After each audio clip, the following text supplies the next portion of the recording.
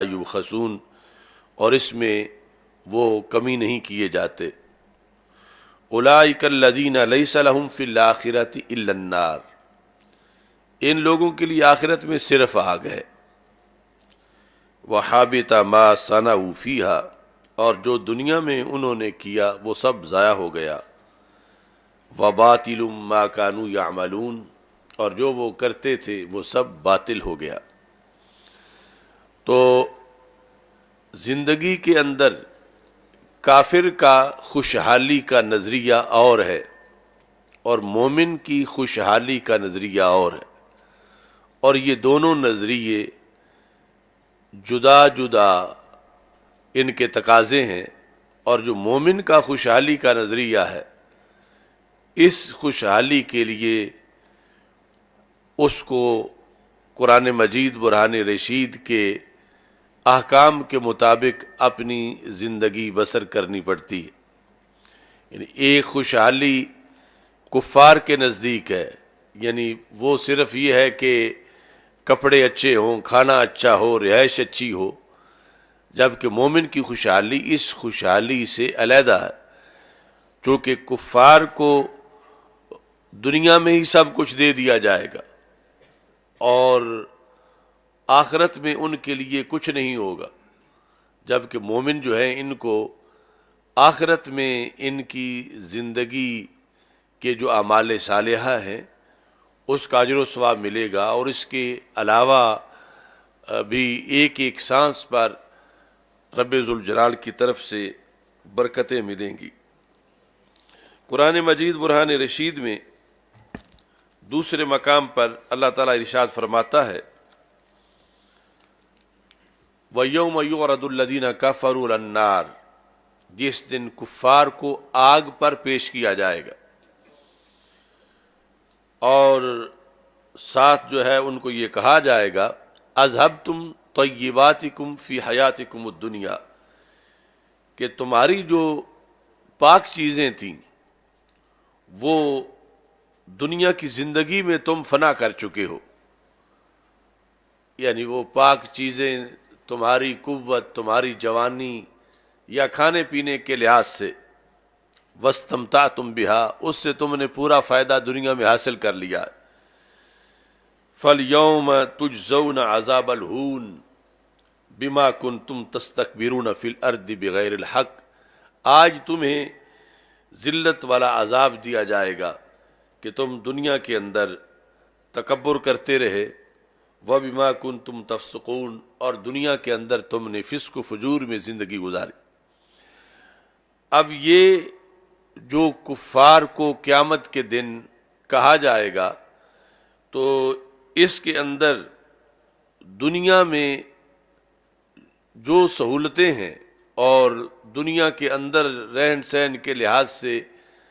جو ان کے لیے ریلیف ہے اس کا سب کا ذکر ہے، اور مومن کے لیے یہ صرف دنیا میں نہیں بلکہ آخرت میں بھی ہے۔ یعنی دنیا میں بھی ہے، یہ نہیں کہ دنیا میں ضرور وہ نادار ہی رہیں گے، یعنی دنیا میں بھی خوشحالی ہے اور آخرت میں بھی خوشحالی ہے۔ یہ جو ڈبل ہے کہ دنیا میں بھی خوشحالی ہو اور آخرت میں جنت نعیم ہو اور آخرت میں دائمی نعمتیں ملیں، تو یہ جو دوام ملے گا خوشحالی کا مومن کو، اس کا مدار ایسی جگہ، ایسے نظام کے زیر سایہ زندگی بسر کرنے میں ہے کہ جہاں وہ نہ تو اپنے طور پر گناہوں میں ملوث ہے، اور نہ اس لحاظ سے گناہوں میں ملوث ہے کہ وہ امر بالمعروف اور نہی عن المنکر کے تقاضے پورے نہیں کر رہا، اور نہ اس لحاظ سے ملوث ہے کہ وہ فلا تقعد بعد ذکری مع القوم الظالمین، کہ وہ کافروں کے ہمراہ کھاتا پیتا ہو اور ان کے تہذیب و تمدن میں ان کے ساتھ رہتا ہو۔ وہ کسی لحاظ سے بھی ان آیات میں جو جن کی لوگوں کی مذمت کی گئی ہے اس لسٹ میں وہ شامل نہیں ہوگا، تو پھر دنیا اور آخرت دونوں کی خوشحالی اس کو ملے گی۔ تو یہ وجہ ہے کہ ہمارے دین پر کامل عمل کرنے کے لیے اس میں ایک آزاد سلطنت ضروری ہے، کہ جہاں امر بالمعروف کو بھی کوئی بدی کی قوت نہ روک سکے، نہی عن المنکر کو بھی بدی کی قوت نہ روک سکے، اور جہاں دین کی برتری ہو اور دین بلند و بالا ہو اور جو دین کی اقدار ہیں وہ معیار ہوں اور ان پر چلنے میں حوصلہ افزائی کی جاتی ہو اور ان اقدار کا تحفظ کیا جاتا ہو، تو ایسی سرزمین یعنی وہ یوں ہے کہ جیسے مچھلی سمندر میں ہے اور اس کے لیے اب آگے مواقع ہیں زندگی کے، اور اگر ایسی سلطنت نہیں، ایسی جگہ نہیں، ایسا دیس نہیں، تو پھر یوں ہے کہ جیسے مچھلی کو پانی سے باہر رکھا گیا ہے اور وہ جتنی دیر تڑپے گی پھر اس دنیا سے رخصت ہو جائے گی۔ تو اس بنیاد پر یعنی اسلام چونکہ بازار کا، اجتماع کا، سوسائٹی کا، معاشرے کا،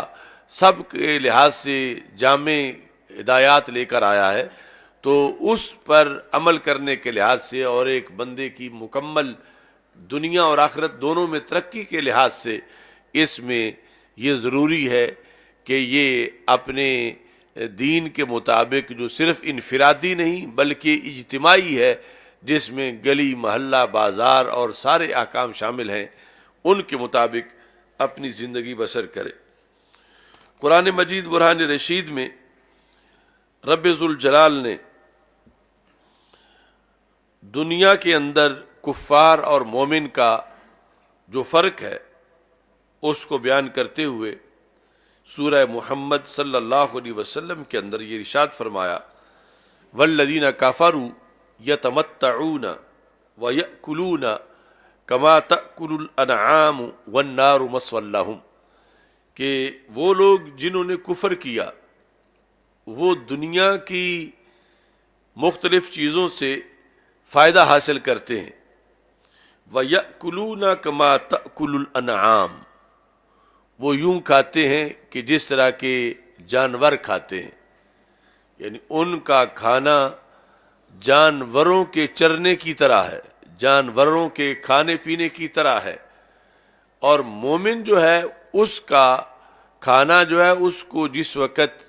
وہ حدود کے مطابق شرعی احکام کے مطابق کہ جو کھا رہا ہے وہ شریعت نے روکا نہیں، اور ایک تو وہ چیز حلال ہے اور پھر دوسرا جن ذرائع سے حاصل ہو رہی ہے وہ جائز ہیں، تو پھر اس کو صرف کھانا یہ قوت دنیا میں ہی نہیں بخشتا بلکہ اس کھانے پر اس کو اجر و ثواب آخرت میں بھی ہوتا ہے۔ تو یہ اس طرح کی یہ ساری آیات ہمارے سامنے اس حقیقت کو واضح کرتی ہیں کہ صرف دنیا کے اندر زندہ رہنا، اس زندہ رہنے میں بھی اگر دیکھا جائے تو ہمارا اور کفار کا فرق ہے، اور اس فرق کے لحاظ سے ہمارے لیے جو تقاضے ہیں زندہ رہنے کے وہ دیس کا مطالبہ کرتے ہیں، جو دیس دین کے مطابق چل رہا ہو، چونکہ مطلقاً دیس تو دوسری جگہ بھی موجود ہے، لیکن جو دین جس کا تقاضا کرتا ہے وہ ایسا دیس کہ جو دین کے مطابق ہو اور وہاں امر بالمعروف اور نہی عن المنکر کے فریضے جو ہیں وہ سر انجام دیے جا سکیں۔ عمومی طور پر یہ سمجھا جاتا ہے کہ جب ایک بندہ اپنے گھر میں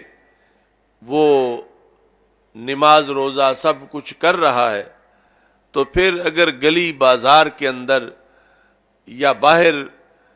ماحول میں وہ دین نافذ نہ بھی ہو تو اس کو تو پاس ہو جانا چاہیے اور اس کو کامیاب ہونا چاہیے، جبکہ رسول اکرم صلی اللہ علیہ وسلم ایک مثال دے کر حقیقت کو واضح فرماتے ہیں، مثل المدھن فی حدود اللہ والواقی فیہا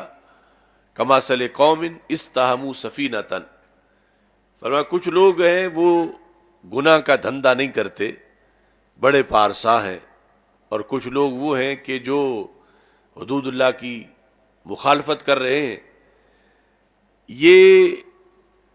معاشرے میں جب دونوں طرح کے لوگ رہتے ہیں تو ان کے اندر ان بروں کے اثرات نیکوں پر بھی پڑتے ہیں، وہ جو 100% نیک ہیں، اور اتنے اثرات پڑتے ہیں کہ جب ہلاکت کا وقت آتا ہے تو معاذ اللہ ایسے بھی مقامات آتے ہیں کہ جتنی ہلاکت ان بروں کے لیے ہوتی ہے اتنی نیکوں کے لیے بھی ہوتی ہے، کیونکہ وہ ایک معاشرے کی کشتی پر سوار ہیں، اور اس میں سوار ہوتے ہوئے اگر وہ امر بالمعروف اور نہی عن المنکر کا فریضہ سر انجام دیتے ہیں تو پھر خود بھی بچ جاتے ہیں، کشتی کو بھی بچا لیتے ہیں، اور اگر یہ فریضہ سر انجام نہیں دیتے تو پھر خود بھی ہلاک ہو جاتے ہیں اور کشتی والے سارے تباہ و برباد ہو جاتے۔ یہ وجہ ہے یعنی دیس حاصل کرنے کی کہ اس کے اندر مومن اللہ کے قرآن اور رسول پاک صلی اللہ علیہ وسلم کے فرمان کے مطابق دعوت دینے میں آزاد ہو، اور جب سمجھے کہ کہیں اس دعوت کی خلاف ورزی ہو رہی ہے تو اس خلاف ورزی کو روکنے میں وہ پورا کردار ادا کر سکتا ہو تو پھر کشتی سلامت رہے گی، اور اگر یہ چھوڑ دے کہ یہ میرا کام نہیں ہے بلکہ میں تو صحیح ہوں، تو اگر کوئی برائی کر رہا ہے تو اس میں میرا کیا ہے، تو اس صورتحال کے اندر یعنی اس کی اپنی بربادی بھی ہو جاتی، چونکہ ہمارے آقا صلی اللہ علیہ وسلم ارشاد فرماتے ہیں کہ کشتی کو تقسیم کر لیا گیا کہ ایک حصہ کشتی کا وہ ہے جو کہ پانی کے اندر ہے، اور دوسرا کشتی کا حصہ وہ ہے جو اسی حصے کے ساتھ اٹیچ تو ہے مگر اوپر باہر نظر آ رہا، تو کچھ اوپر والے حصے میں رہتے ہیں اور کچھ نیچے والے حصے میں رہتے ہیں۔ اب نیچے والے اوپر چڑھتے تھے پانی لینے کے لیے، تو اوپر والوں نے ان سے اذیت محسوس کی کہ یہ بار بار کیوں آتے ہیں، تعذوا بھی، تو نچلوں نے کہا ہم اپنے حصے سے ہی پانی نکالتے،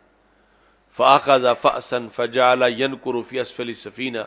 تو کسی نے کلہاڑا پکڑ لیا، اس نے کہا کہ یہ تو ہمارا حصہ، ہم جو چاہیں کریں، تو ہم یہاں سے ہی پانی نکالتے ہیں۔ تو سرکار فرماتے ان اخذوا علی یدیہ انجوہ ونجوا انفسہم، اگر اس کا ہاتھ پکڑیں تو پھر تو خود بھی بچ جائیں گے، اسے بھی بچا لیں گے، اور اگر یہ کہیں کہ یہ سوراخ کر رہا ہے ہم تو نہیں کر رہے، یعنی ہمارا اس میں کوئی حصہ نہیں ہے،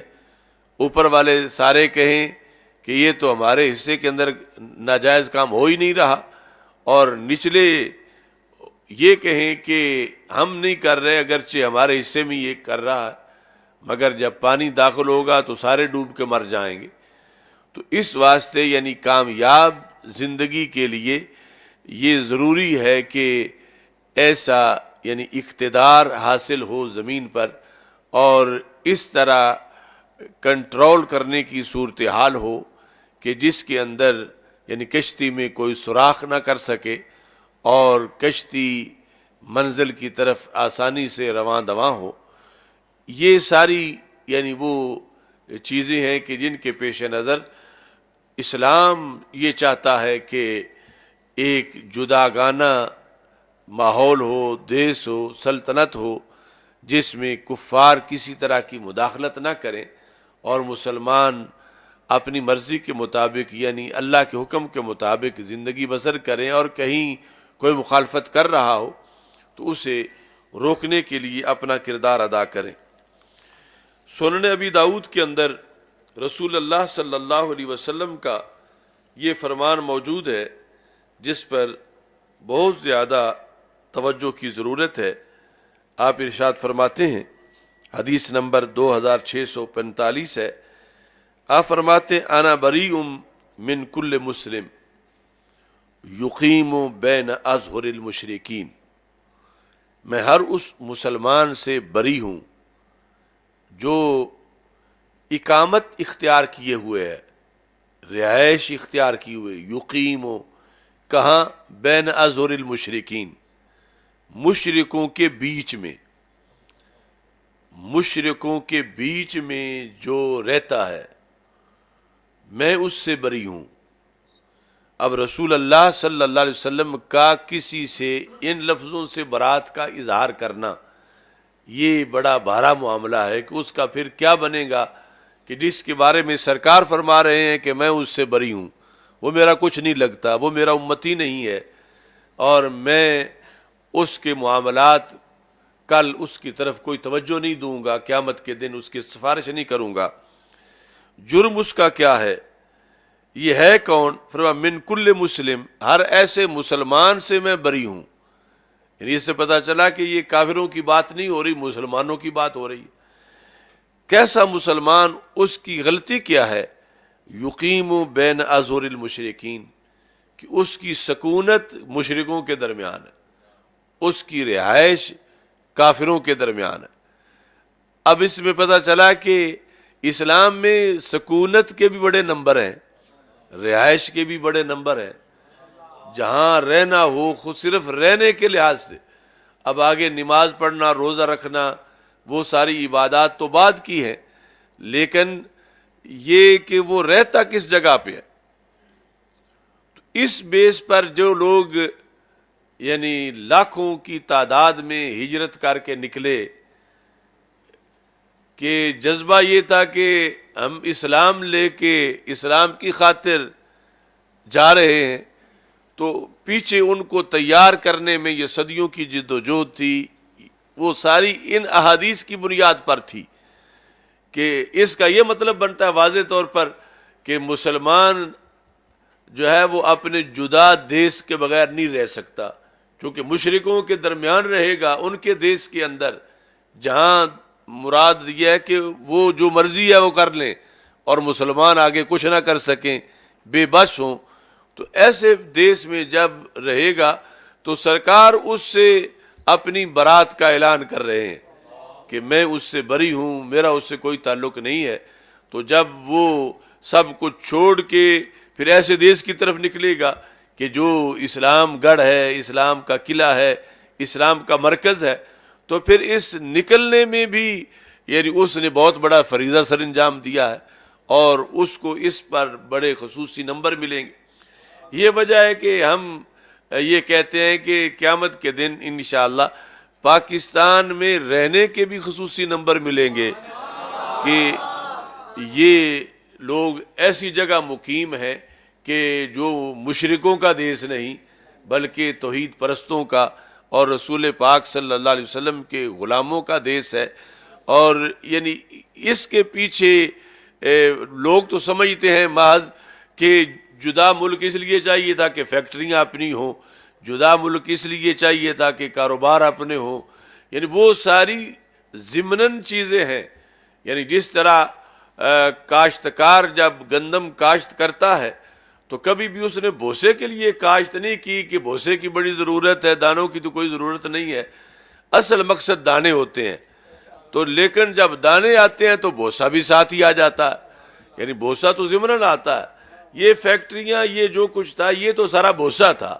یعنی اصل جو دانے تھے وہ یہ تھے کہ اس مقصد کے لیے کہ ہمارے رسول صلی اللہ علیہ وسلم اگر ناراض ہو جائیں کہ یہ کیوں رہ رہے ہیں ایسی جگہ پہ کہ جو مشرکوں کے درمیان ہے، تو یہاں سے یہ نکلیں اور اپنا علیحدہ دیس بنائیں۔ تو اس عظیم مقصد کے لیے یہ لوگ نکلے، اور یہ اہمیت ہے پاکستان کی کہ ایسی نگری، ایسا دیس کہ جس کا تقاضا قرآن بھی کر رہا تھا اور جس کا تقاضا سنت میں بھی موجود ہے۔ اور یہ پھر خوشبختی ہے ان اکابرین کی جنہوں نے یہ تقاضا سمجھ کے قوم کو سمجھایا، اور اس کے نتیجے میں اللہ نے یہ سلطنت ہمیں عطا فرمائی۔ نعرہ تکبیر، نعرہ رسالت، نعرہ تحقیق، نعرہ حیدری، پاکستان زندہ باد، پاکستان زندہ باد۔ پاکستان کا مطلب کیا؟ لا الہ الا اللہ۔ دستور ریاست کیا ہوگا؟ محمد الرسول اللہ۔ ہر دکھ کی دوا ہے نظام مصطفیٰ، ہر دکھ کی دوا ہے نظام مصطفیٰ، ہر دکھ کی دوا ہے نظام مصطفیٰ۔ یعنی یہ جو اہمیت ہے ملک اور دیس کی، جو کسی بھی ملک اور دیس کے باسی کے لیے ہوتی ہے، کہ وہ کہتے ہیں کہ یہ دیس ضروری ہے اس لیے کہ ہم پیدا اس میں ہوئے ہیں، ہمارے آباء و اجداد کی زمینیں اس میں ہیں، ہمارے کاروبار اس میں ہیں، یہ بات تو کسی مذہب والا بھی کر سکتا ہے، یعنی کافر بھی یہی بات کر سکتا ہے اپنے دیش کی شان بیان کرتے ہوئے اور اس کے ساتھ اپنا تعلق بیان کرتے ہوئے، لیکن پاکستان کے مسلمانوں کو یہ اعزاز حاصل ہے مدینہ منورہ کی سٹیٹ کے بعد کہ یہ یعنی اس دیش کی اہمیت کے قائل ہیں کہ جو کلمہ اسلام کی بنیاد پہ اہم ہے، کہ یہاں لیا اس لیے گیا تھا، اگرچہ خامیاں آج بھی ہیں، اس لیے میں نے شروع میں کہا کہ ایک ہے موجودہ پاکستان اور ایک جو خواب دیکھا تھا، تو آج بھی اگر کہیں اقلیات کے لحاظ سے مسلمانوں کو ان کے زیر کیا گیا ہے اور مسلمان مظلوم ہیں تو وہ اصل مقاصد کی خلاف ورزی ہے۔ حقیقت میں یعنی یہ دین کے لیے حاصل کیا گیا اور یہ پاکستان کا اعزاز ہے کہ اس کا نظریہ قرآن ہے، اور وہی نظریہ ہے کہ جو رسول اکرم صلی اللہ علیہ وسلم نے قریش مکہ کے سامنے اپنی سلطنت کا پیش فرمایا تھا۔ یہ حدیث شریف جو ہے اس میں جب رسول اکرم صلی اللہ علیہ وسلم نے ارشاد فرمایا کہ میں اس مومن سے، اس مسلم سے بیزار ہوں، یقیم بین اظہر المشرکین، جو مشرکین ظہر کہتے ہیں پشت کو، ان کی پیٹھوں کے درمیان، یعنی جہاں وہ رہتے ہیں وہیں یہ بھی رہتا ہے۔ قالو یا رسول اللہ صلی اللہ علیہ وسلم لیما، تو صحابہ کرام رضی اللہ تعالی عنہم نے سوال کیا، یعنی سوال تھا حکمت پوچھنے کے لیے، یعنی سوال کا مطلب اعتراض نہیں تھا کہ ایسا نہیں ہو سکتا، کیوں ہے ایسا، جب وہ نماز پڑھ رہا ہے، روزہ رکھ رہا ہے، حج کرتا ہے، زکوٰۃ دیتا ہے، یہ سب کچھ، اس کے باوجود آپ کیوں اس سے بیزاری کا اظہار کر رہے ہیں؟ یعنی اعتراض نہیں تھا، حکمت تھی پوچھنے والی کہ ہمیں سمجھا دیا جائے کہ آخر غلطی اس کی کیا ہے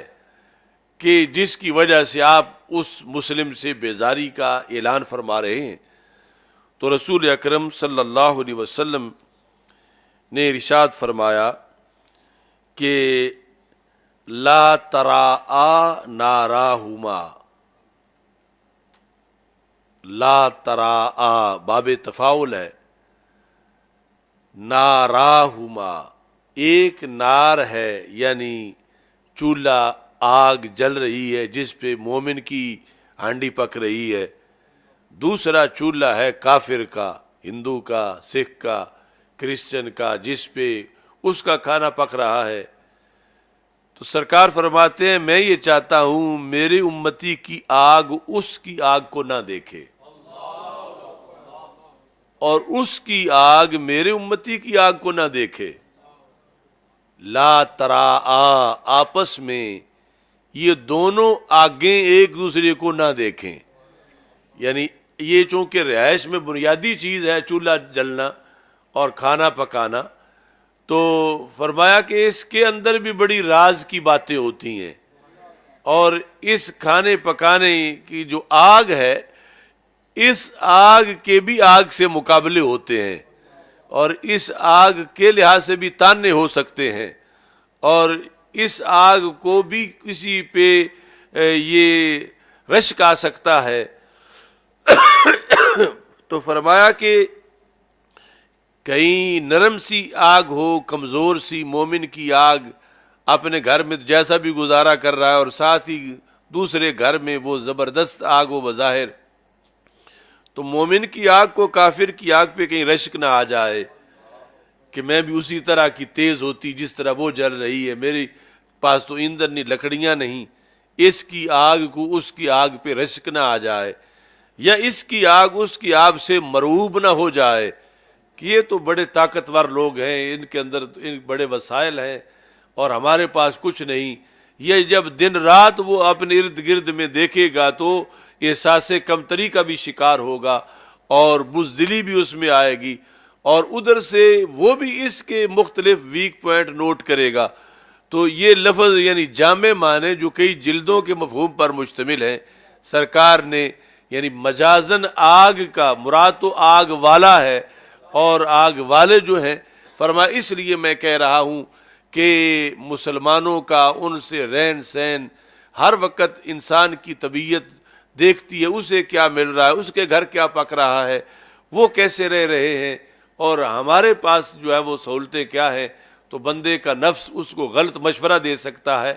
تو اس بنیاد پہ نقصان ہوتا ہے اگر اس بستی میں ہوں ہی سارے اللہ والے اور ہوں ہی سارے رسول اللہ صلی اللہ علیہ وسلم کے غلام، تو پھر اس کو کفر کے لحاظ سے تو کوئی ہیبت محسوس نہیں ہوگی، اور نہ کوئی رشک آئے گا کہ ان کے پاس تو بہت کچھ ہے۔ یعنی یہ اس دنیا کی ماحول کی بات کی جا رہی ہے کہ جہاں سرکار فرماتے ہیں کہ مسلم امہ کی طرف خبر کوئی نہ پہنچائے، پہلے خبر جو ہے وہ سب سے بڑے علماء تک پہنچے، اور پھر وہ فیصلہ کریں کہ کیا مسلمانوں کو یہ خبر ملنی چاہیے یا نہیں ملنی چاہیے۔ یعنی آج تو مسلمان ان کے گھروں تک ہزاروں چینل غیروں کے چل رہے ہیں، اور خبر ہر لحاظ سے پہنچ رہی ہے، اور ہر لحاظ سے ان کو اب متاثر کیا جا رہا ہے۔ لیکن جو رسول پاک صلی اللہ علیہ وسلم نے ہدایات دیں جس کے مطابق جو ہے وہ چلتے تو آج کوئی پریشانی نہ ہوتی اور اس پر عروج ملتا، اس میں یہ تھا کہ آگ کو بھی نہ دیکھے، کہ آگ کو دیکھنے کے لحاظ سے بھی فتنہ پیدا ہو سکتا ہے، تو مومن کی آگ علیحدہ رہے، کافر کی آگ علیحدہ رہے، یہ ایک دوسرے کے پڑوس میں نہ ہوں۔ تو پڑوس میں تب ہی نہیں ہوں گی جب یہ وہاں رہ کے اپنا سکہ نہیں جما سکتا تو پھر نکل آئے۔ تو یہ دور آخرین کے اندر یہ ان مہاجرین کا اعزاز ہے جو لاکھوں کی تعداد میں صرف اسلام کی خاطر نکلے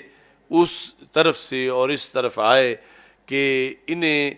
ایسی احادیث کی روح تھی جو اکابر نے سکھائی اور صدیوں پڑھائی اور ممبر و محراب پہ اس کو بیان کیا، اور اس کے نتیجے میں یہ ایک سلطنت مارز وجود میں آئی۔ تو سید عالم نور مجسم شفیع معظم صلی اللہ علیہ وسلم آپ مومن کا طرز حیات بیان کرتے ہوئے کہ اس میں کتنا فکر آخرت کا پہلو غالب رہنا چاہیے، اور جس کو کنٹینیو رکھنے کے لیے دیش کی ضرورت ہے، سرکار ارشاد فرماتے ہیں، جامع ترمذی میں یہ حدیث شریف موجود ہے، 2417 نمبر حدیث، حضرت ابو برزہ رضی اللہ تعالی عنہ روایت کرتے ہیں کہ رسول اللہ صلی اللہ علیہ وسلم نے ارشاد فرمایا، لا تزول قدم عبد یوم القیامہ حتی یسأل عن اربع، اس وقت تک بندے کے قدم قیامت کے دن نہیں ڈگمگائیں گے جب تک 4 چیزوں کا سوال اس سے نہیں ہوگا۔ دوسری جگہ اربع واضح لکھا ہے اور یہاں پھر وہ 4 چیزیں لکھی ہیں، یعنی بہت سے مضبوط لوگ قیامت کے دن جب بار بار ان سے سوالات ہو رہے ہوں گے کہ تم نے یہ کیوں کیا، یہ کیوں کیا، جنہوں نے بہت اچھا کردار ادا کیا ہوا ہے، بالآخر جب 4 سوال ہو جائیں گے تو اس سے بڑے بڑوں کے قدم ڈگمگا جائیں گے۔ لا تزول قدم عبد، بندے کے دونوں قدم اس وقت تک قیامت کے دن نہیں لڑکھڑائیں گے، حتی یسأل، یہاں تک کہ اس سے سوال کیا جائے گا۔ کس چیز کا؟ ان عمرہ فیما افناہ، اس کی عمر کا سوال ہوگا کہ اتنے سال تمہیں زندگی دی، یہ تم نے خرچ کہاں کی؟ یعنی اس زندگی کا کافر کے ہاں تو یہی ہے کہ کھا پی لیا، شادی کی اور بچے ہوئے اور پھر ان کی شادیاں کی اور دنیا سے چلے گئے، اور مومن اس سے ان عمرہ فیما افناہ، عمر کے بارے میں سوال کہ یہ عمر تم نے کس چیز میں خرچ کی، ایک ایک منٹ اتنا قیمتی تھا، تم نے یہ کہاں صرف کیا. وَعَنْ عِلْمِهِ فِي مَا فَعَلَ، اور علم کے بارے میں سوال ہوگا کہ اتنا تم نے پڑھا تھا اس پہ کتنے پہ عمل کیا، یا نہیں پڑھا تو اس کے لحاظ سے کہ تم نے اپنے قرآن اور اپنی سنت یعنی جو تمہارے لیے خط اللہ کا بھیجا گیا تھا اس کو کیوں نہیں پڑھا. وَأَنْ مَالِهِ مِنْ أَيْنَ اكْتَسَبَهُ وَفِيمَ أَنْفَقَهُ. تیسرا سوال، اس میں پھر دو سوال ہیں. تیسرا سوال مال کے بارے میں ہوگا. من أَيْنَ اكْتَسَبَهُ، کہ اس نے کہاں سے کمایا تھا، وَفِيمَ أَنْفَقَهُ، اور کہاں خرچ کیا تھا. یعنی سورسز آمدنی کے کیا تھے، حلال تھے یا حرام تھے،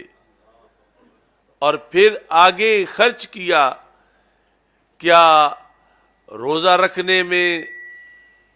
سحری افطاری میں، یا شراب نوشی میں. فیما انفقہ، کس چیز کے اندر اس نے مال کو خرچ کیا.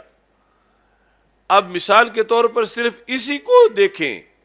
کہ مال کمایا کہاں سے. تو جب سودی نظام ہو اور معاشرے کے اندر ہر طرف ایسے ذرائع ہوں کہ جو غیر اسلامی ہیں، تو اس سے پھر یعنی اسلامی سلطنت پاکستان جیسی، اس کی حصول کا مقصد بھی پورا نہیں ہوگا. اور جہاں سلطنت اسلامی نہیں ہے وہاں ویسے ہوگا کہ فسق و فجور کے سارے اڈے ہیں، کہ جہاں وہ کہیں شراب بیچ کے پیسے کما رہے ہیں، کہیں اس کی مزدوری پہ لگے ہوئے ہیں، کہیں کچھ کر رہے ہیں. تو اس بنیاد پر یعنی یہ جو معاشر کے سوال ہیں ان کی بہترین جواب کے لیے ضروری ہے کہ انسان اپنے پورے ماحول کے اندر اس نیکی کا دائی ہو جو رسول پاک صلی اللہ علیہ وسلم نے حکم دیا. اور چوتھے نمبر پر وان جسم ہی فی ما ابلا ہو، کہ رسول پاک صلی اللہ علیہ وسلم نے فرمایا کہ اس وقت تک بندے کے دونوں قدم نہیں ڈگمگائیں گے جب تک کہ یہ چار سوال، جن میں چوتھا سوال ہے، یہ نہیں ہو جائے گا. وہ کیا ہے کہ سوال ہوگا کہ یہ جسم تم نے کس چیز میں پرانا کیا. یعنی تم بچے تھے، تر و تازہ تمہارا جسم تھا، ابھرتی جوانی آئی، اور پھر یہ ڈھلتی، اور پھر بڑھاپا، اور چلتے چلتے تمہارا جسم بالکل پرانا ہو گیا، جو کبھی پھول کی کلیوں کی طرح تھا. تو تم نے یہ کیسے پرانا کیا، کن کاموں میں پرانا کیا، اور گناہوں کی کیسی دھوپ کے اندر تم نے یہ پرانا کیا. تو اس لیے یعنی وہ جو کفار کا معاملہ ہے رہائش، بود و باش اور زندگی کے لحاظ سے وہ اور ہے، اور مومن کا یہ سارا معاملہ اور ہے. اس میں دخل ہے کہ ادخلوا فی السلم کافہ، کہ اسلام میں پورے داخل ہو جاؤ. عقیدہ، عبادت، نظام اور معاملات، ان ساری چیزوں کے لحاظ سے چونکہ اسلام کی اپنی ہدایات ہیں، اور اس کے لیے ضروری ہے کہ دیس ہو جو دین کے تابع ہو، تاکہ بندہ خود اپنے طور پر اپنی اصلاح کرے. تو ایسا نہ ہو کہ جیسے گندے حوض میں مچھلی گند کا شکار ہو جاتی ہے، تو کم از کم وہ اپنی صفائی کے ساتھ ایسے ماحول میں ہو کہ جو ارد گرد تقدس والا ماحول ہو. اور اس کو نظام کو جو اسلام نے دیا ہے، اس کو چھوڑ کر باقی جو نظام ہیں ان کی طرف جس وقت متوجہ ہوں گے تو اس میں رسول پاک صلی اللہ علیہ وسلم کی اتنی ناراضگی ہے کہ مسند امام احمد کے اندر حدیث شریف ہے کہ رسول پاک صلی اللہ علیہ وسلم آپ کے پاس حضرت عمر بن خطاب رضی اللہ تعالیٰ عنہ حاضر ہوئے. حضرت جابر بن عبداللہ رضی اللہ تعالیٰ عنہ روایت کرتے ہیں ان عمر بن الخطاب اتى النبی صلی اللہ علیہ وسلم بکتاب اصابہ من بعد اہل الکتاب، کہ حضرت عمر بن خطاب رضی اللہ تعالیٰ عنہ ایک کتاب لے کے آئے جو آپ کو کسی اہل کتاب سے ملی تھی. وہ کتاب لے کر حضرت عمر رضی اللہ تعالیٰ عنہ رسول پاک صلی اللہ علیہ وسلم کے پاس آئے. فقرأہ علی النبی صلی اللہ علیہ وسلم، تو سرکار کے سامنے آپ نے اس کو پڑھا، یعنی اس کا کچھ حصہ. فغاضبا، تو رسول اکرم صلی اللہ علیہ وسلم کو غصہ آ گیا. فرمایا متحوکون فیہا ابن الخطاب، کیا آپ تحوک کا شکار ہیں؟ تحوک یہ ہے کہ بڑوں کی اذن کے بغیر اپنے آپ ہی کوئی کام کر لینا، یعنی مجھ سے تم نے پوچھا نہیں اور یہ کتاب لے آئے ہو. اور فرمایا کہ والذی نفسی بیدہ لو ان موسیٰ کان حیا ما واسع الا ان یتبعنی، اگر موسیٰ علیہ السلام زندہ ہوتے تو انہوں نے بھی میری پیروی کرنی تھی، اور ان کے لیے یہ جائز نہیں تھا کہ وہ اور کوئی کام کرتے، میری اتباع ان پر لازم تھی. تو میں تو لقد جئتکم بہا بیضاء نقیہ، میں جامع شریعت لے کے آیا ہوں اور روشن شریعت لے کے آیا ہوں. اب دوسرے نظام پڑھنے کی ضرورت نہیں،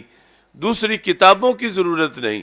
یعنی حضرت عمر رضی اللہ تعالیٰ عنہ جیسے بندے کے ہاتھ میں ایک دوسری کتاب دیکھ کر دوسرے دین کی، سرکار نے فرمایا کہ جو میں لے کر آیا ہوں لا تسألوہم عن شیء، ان سے تم کچھ نہ پوچھو اہل کتاب سے. جب میں سارا دین مکمل لے کے آیا ہوں اور تر و تازہ میری زبان سے وہ تمہارے سامنے بیان ہوتا ہے، تو تم اس کو پڑھو، اور اس کے اندر ہر مسئلے کا حل موجود ہے، اور اس کے نظام میں جو ہے وہ خوشحالی اور برتری موجود ہے. تو وہ جس مقصد کے لیے بھی حضرت عمر رضی اللہ تعالیٰ عنہ نے لائی اور پیش کی، سرکار نے ناپسند کیا اور فرمایا کہ میرا قرآن تمہارے لیے ہے اور اس کے اندر نظام حیات مکمل طور پر موجود ہے. تو آج اس موقع پر ہمیں اللہ کا شکر ادا کرنا ہے کہ ہمارے بڑوں نے ایک اس آخری عہد کے اندر اتنا بڑا کام کیا کہ قرآن و سنت کا جو نظریہ تھا اس کے پیش نظر انہوں نے ایک سلطنت حاصل کی کہ جس کا مقصد لا الہ الا اللہ محمد الرسول اللہ صلی اللہ علیہ وسلم، یہ عظیم مشن اور اس عظیم مقصد پر اس کو حاصل کیا. اور اب یہ ہے کہ اس مقصد کی تکمیل کی جائے اور اس ملک کے اندر وہ نظام جو نظام مصطفیٰ صلی اللہ علیہ وسلم ہے اس کے نفاذ کی راہیں تلاش کی جائیں. اور جتنے لوگوں نے اس سلسلہ میں قربانیاں دیں، آج ہم دعا گو ہیں اللہ تعالیٰ ان کے درجات کو بلند کرے اور پاکستان کو اللہ تعالیٰ ہمیشہ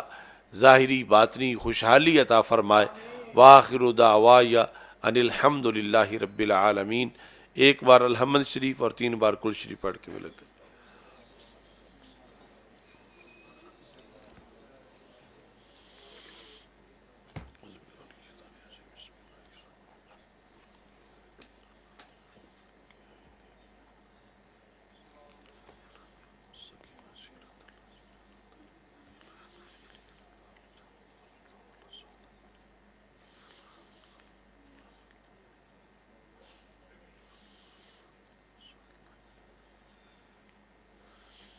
الحمد للہ رب العالمین والعاقبۃ للمتقین والصلاۃ والسلام علی رسولہ الکریم. یا الہ العالمین رسول اکرم صلی اللہ علیہ وسلم کے عظیم مرتبہ کے طفیل جو کچھ ہم نے پڑھا تیرے دربار میں پیش کرتے ہیں قبول فرما. اس پہ اجر و ثواب مرتب فرما. اس کا ثواب سید المرسلین حضرت محمد مصطفیٰ صلی اللہ علیہ وسلم کی روح پر نور کے لیے پیش کرتے ہیں قبول فرما. آپ کے وسیلہ جلیلہ سے تمام انبیاء کرام علیہم السلام، خلفاء راشدین رضی اللہ تعالیٰ عنہم، اہل بیت اطہار رضی اللہ تعالیٰ عنہم، ازواج مطہرات رضی اللہ تعالیٰ عنہم، صحابہ کرام رضی اللہ تعالیٰ عنہم، جمیع المسلمین والمسلمات کی روا کے لیے پیش کرتے ہیں قبول فرما. بالخصوص شہداء پاکستان، شہداء کربلا رضی اللہ تعالیٰ عنہ کی روا کے لیے پیش کرتے ہیں قبول فرما. حاضرین کے جو متعلقین فوت ہو چکے سب کی روا کے لیے پیش کرتے ہیں. والدہ محترم کو شفا کاملہ عاجلہ عطا فرما.